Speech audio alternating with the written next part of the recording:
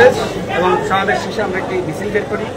আমাদের আজকের কর্মসূচি ছিল জাতীয় পার্টি সহ 14 দলের সাংগঠনিক কার্যক্রম নিষিদ্ধ করা, যেমনিভাবে আওয়ামী লীগের সাংগঠনিক কার্যক্রম নিষিদ্ধ করা হয়েছে এবং একই সাথে জিএম কাদের সহ যারা ফ্যাসিবাদের দোষর তাদেরকে গ্রেপ্তার করা। এর প্রতিবাদে যখন আমরা পল্টন থেকে মিছিল নিয়ে আমরা কাকরাইলের দিকে আসব, তখন জাতীয় পার্টির কার্যালয়ের সামনে থেকে আমাদের উপর হামলা করা হয়, ইট পাটকেল নিক্ষেপ করা হয়। দেখতে পাচ্ছেন যে আমার আঙ্গুল ফেটে গিয়েছে, আমি ঢাকা মেডিকেলে ট্রিটমেন্ট নিয়েছি। সেই সময় আমাদের 4 থেকে 5 জন আহত হয়। এর প্রতিবাদ আমরা একটি মশাল মিছিল দেখি, নুরুল হক নূর এবং আমি ছিলাম। আমরা যখন মশাল মিছিল নিয়ে যখন আবার পল্টন হয়ে কাকরাইলে আসবো, তখন আবারও জাতীয় পার্টি হামলা চলে। আমাদের নেতাকর্মীরা তখন প্রতিরোধ শুরু করে। স্বাভাবিক, আমরা তো হামলা হলে তো চুপ থাকবো না।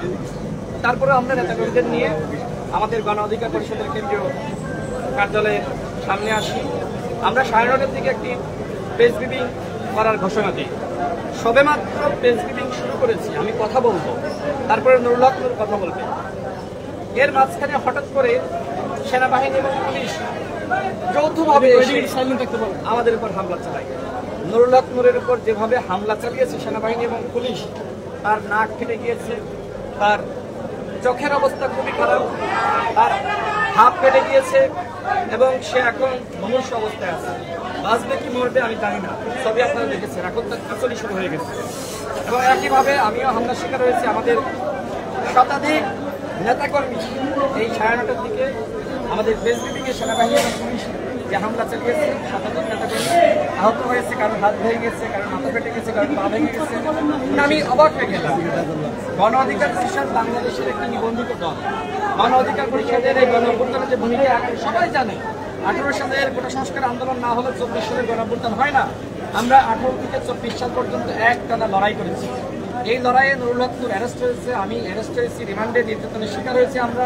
সর্বশেষ গণ অভ্যুত্থানে নুরুল হক নূর অ্যারেস্ট হয়ে ঘোষণা দেয় সরকারের 90% পতন হয়ে গেছে, 10% ধাক্কা দাও। আমরা বারবার বলছি অভ্যুত্থানে সেনাবাহিনীর ভূমিকা আছে। আপনি দেখবেন যখন সেনাবাহিনীকে নানান জন, নানান ব্যক্তি, নানানভাবে, নানান দল, নানান সংগঠন বিতর্কিত করার চেষ্টা করেছে, আমরা বলেছি সেনাবাহিনী দেশের স্বাধীনতা সার্বভৌমত্বের প্রতীক, তাদেরকে বিতর্কিত করা যাবে না। সেই সেনাবাহিনী আজকে আমাদের উপর হামলা চালালো, আজকে আমাদের উপর পুলিশ হামলা চালালো। সেনাবাহিনীর ঊর্ধ্বতন কর্মকর্তারা আমাদের সাথে যোগাযোগ করে আমার সাথে কথা বলে, তারা আমাদেরকে বলে যে আপনারা শান্ত থাকেন, আমরা পরিস্থিতি শান্ত করার চেষ্টা করছি। আমরা বলি যে আমরা এই মুহূর্তে এখন প্রেসিডেন্ট করবো, তিনি জানতেন। তারপরেও আমাদের উপর এইভাবে সেনাবাহিনী অতর্কিত হামলা করলো, পুলিশ হামলা করলো, এটা অনাকাঙ্ক্ষিত। আমরা মনে করি এই সরকার নিজ থেকেই জাতীয় পার্টিকে প্রোটেকশন দিচ্ছে। আপনাদের আজকের যে ঘটনা ঘটলো, তারপরে আপনাদের কোনো কর্মসূচি বা আপনাদের কি অবস্থা, আপনাদের পরবর্তী পদক্ষেপগুলো কি হবে? আমরা আজ রাত 11:15 আমরা একটি প্রেস ব্রিফিং করবো এবং একই সাথে আমরা আলাপ আলোচনা করে